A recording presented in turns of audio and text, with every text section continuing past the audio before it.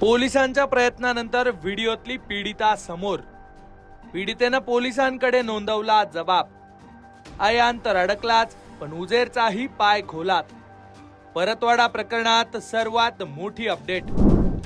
अमरावती जिल्ह्यातल्या परतवाडामध्ये घडलेल्या संतापजनक लैंगिक शोषण प्रकरणानं संपूर्ण महाराष्ट्र हादरलाय। आपल्या सोबत घडलेल्या सगळ्या गोष्टींचे व्हिडिओ व्हायरल झाल्यानं काही दिवसांपासून या प्रकरणातील पीडिता दहशतीखाली होत्या। पण आता या प्रकरणाचा तपास एका महत्त्वाच्या टप्प्यावर आलेला आहे। हे प्रकरण कायदेशीररित्या बळकट व्हावं यासाठी पोलीस ज्या गोष्टीची वाट पाहत होते ती गोष्ट आता घडली आहे। या प्रकरणातील ओळख पटलेल्या पीडितांपैकी एका धाडसी पीडितेनं पोलिसांकडे आपला जबाब अधिकृतरित्या नोंदवलाय। या एका जबाबामुळे आता आरोपींच्या गळ्याभोवतीचा फास घट्ट होणार आहे। अमरावती जिल्हा पोलीस अधीक्षक विशाल आनंद यांनी आज एक विशेष पत्रकार परिषद घेतली आणि या प्रकरणातली एक महत्त्वाची माहिती दिली। तपासादरम्यान ज्या काही पीडित मुलींची ओळख पटली होती त्यापैकी एका मुलीनं आपला जबाब मोठ्या धैर्यानं पोलिसांकडे नोंदवलाय। या पीडितेनं दिलेला हा जबाब पुराव्याच्या दृष्टीनं गेम चेंजर ठरणार आहे।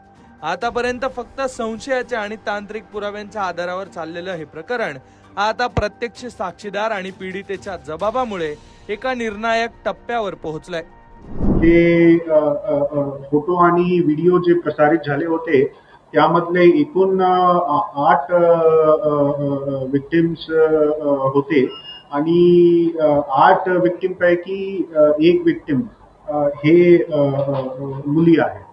तर I am very happy to disclose that की एक मुली जे आहे ते रेकॉर्डवर येऊन त्यांची स्टेटमेंट जी आहे त्यांनी दिलेली आहे।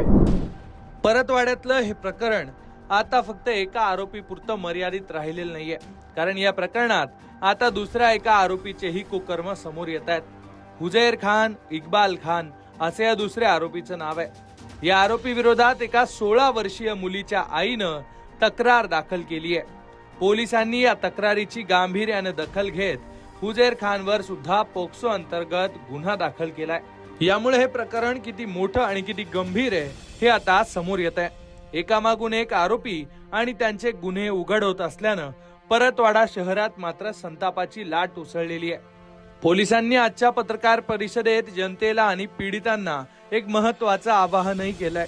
पोलीस प्रशासन पीडितांच्या सुरक्षिततेसाठी कटिबद्ध आहे। कुणाचंही नाव सार्वजनिक केलं जाणार नाही। त्यामुळे या प्रकरणातील पीडितांनीही भीती झुगारून समोर यावं आणि पोलिसांजवळ आपले जबाब नोंदवावे, जेणेकरून या नराधमांना कठोर शिक्षा मिळवून देता येईल।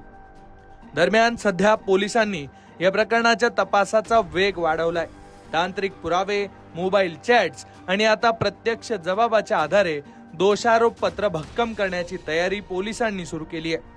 पण दुसरीकडे या घटनेमुळे स्थानिक पातळीवर तरुणींच्या सुरक्षेचा प्रश्नही ऐरणीवर आलाय।